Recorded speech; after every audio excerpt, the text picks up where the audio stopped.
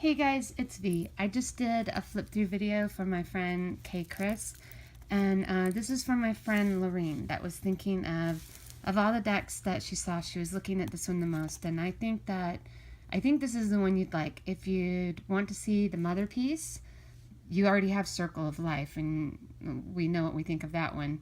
The Stars That Never Walk and the Gorgons.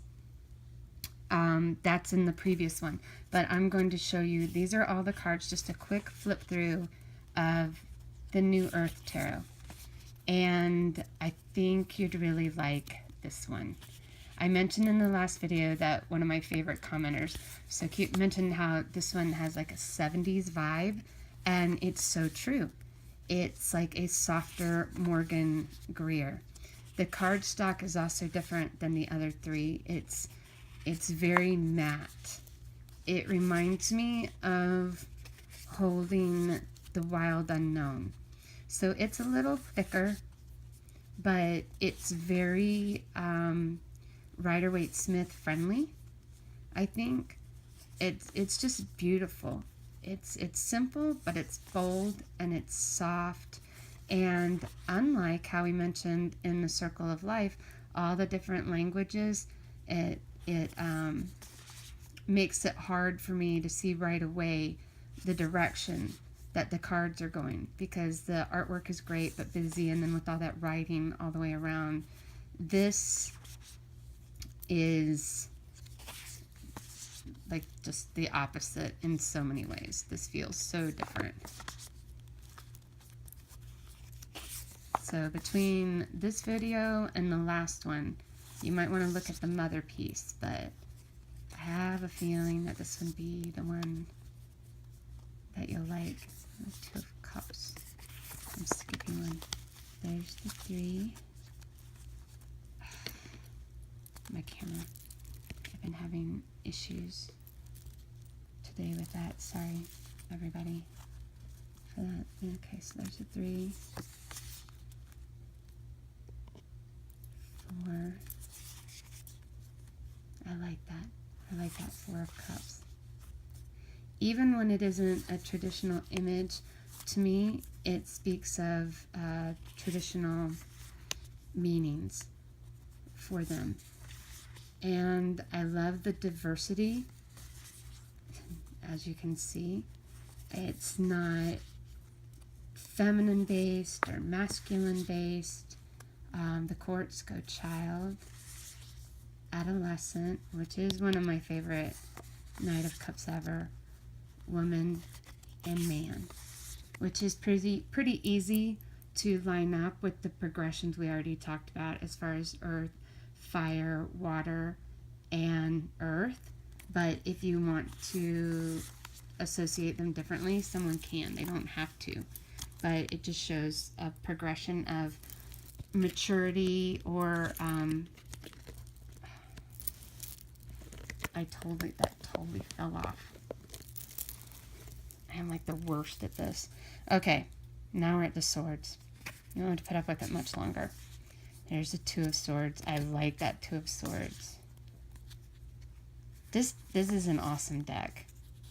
It really, really is. Wow, that Six of Swords. There's a Seven. I mentioned in the first video, I think this is probably my favorite Eight of Swords ever. My least favorite card, but the favorite depiction of it. Nine of Swords. 10 of Swords. And then we go with the child, the adolescent. It's a very beautiful Queen of Swords. And the man. And now we're into the Wands. Two of Wands. Three of Wands. Oh, I love that Four of Wands. That is so beautiful. So is the Five of Wands. This deck, it needs to get more love. I think people need to embrace. Oh, look at that Seven of Wands. People need to embrace round decks more, I think. And I'd like to see this deck out there more. 10 of Wands. The pages are so cute. The child, adolescent, that is great. Queen of Wands, King of Wands. And here's the only suit that's named differently. This is the mirrors. So this is the Ace of Mirrors, 2 of Mirrors, 3. Love that 4. 5. This reminds me a lot of the Mother piece. Yeah, it does. Oh, look at that 7 of Mirrors. Wow. 8, 9. There's the 10 of Mirrors. The child. The adolescent. Oh, the Woman of Mirrors, the Queen of Pentacles. That's beautiful.